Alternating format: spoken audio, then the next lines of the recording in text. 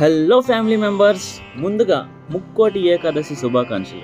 అసలు ముక్కోటి ఏకాదశి ఎందుకు జరుపుకుంటారో తెలుసా? ఏదో నాకు తెలిసిన జ్ఞానాన్ని మన ఫ్యామిలీ మెంబర్స్తో పంచుకుందామని వచ్చేసాను. మార్గశిర మాసం శుక్లపక్షంలో వచ్చే ఏకాదశిని వైకుంఠ ఏకాదశి అని అంటారు. ఇవాళ శ్రీ మహావిష్ణువు గరుడ వాహనంపై 3 కోట్ల మంది దేవతలతో కలిసి భూలోకానికి వచ్చి భక్తులకు దర్శనం ఇస్తారంట. అందుకే ముక్కోటి ఏకాదశి అని పిలుస్తారు.